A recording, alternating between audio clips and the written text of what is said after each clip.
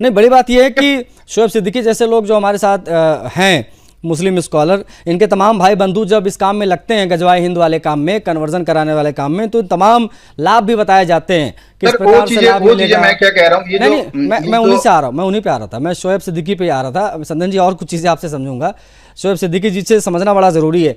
शोएब जी, ये जो जय भीम जय मीम की बातें आप लोग करते हैं, या तमाम पॉलिटिकल पार्टीज जय भीम की बातें करती हैं, तो बड़ा खोखला निकला पूरा का पूरा मामला। तो बड़ा गंदा प्रहार हुआ है इस नारे पर, जय भीम, इस प्रकार की कोई चीज है ही नहीं।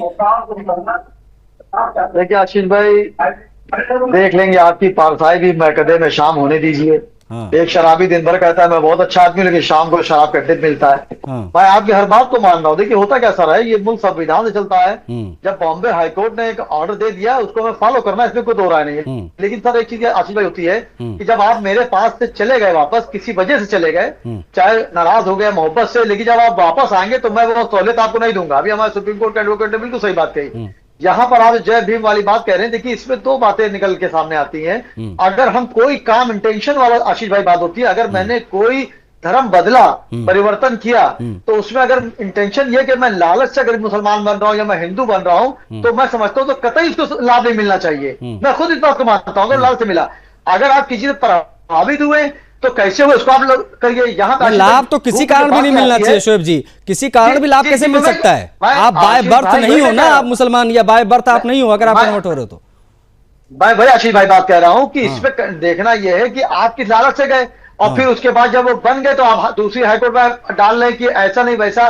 तो इसमें आशीष भाई गुजारिश मेरी रहेगी आपसे, आपके चैनल के द्वारा, मैसेज चैनल के द्वारा, कि इसके ऊपर जांच जरूर होनी चाहिए। अगर इस तरह के मामले चलते रहेंगे तो मैं समझता हूं कहीं ना कहीं मुल्क में एक दूसरा व्यू चल जाएगा। जो हम लोग बेरोजगारी या इस तरह की बातें कर रहे हैं या धर्म परिवर्तन वाली बात कर रहे ना हो, तो इसमें नया टूट गया आ गया है कि लाभ लेने के लिए उसमें चले गए।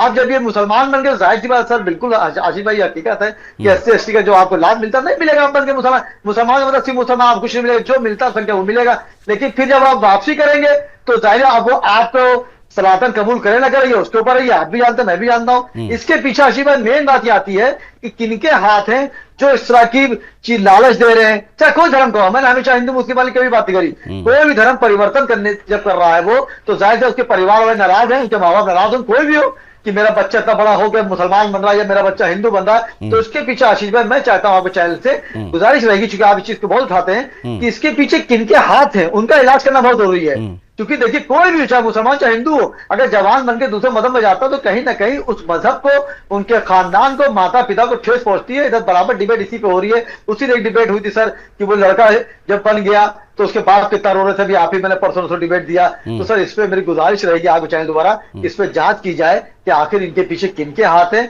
उनके हाथ को ही हमेशा खत्म कर दिया जाए, क्योंकि इस मुल्क की जो गंगा जमनी तहजीब है सर आशीष भाई बनी रहनी चाहिए, वरना ये मुल्क आगे बढ़ने में बहुत दिक्कतों का सामना करना पड़ेगा। मैंने हमेशा बात कर रहा हूं।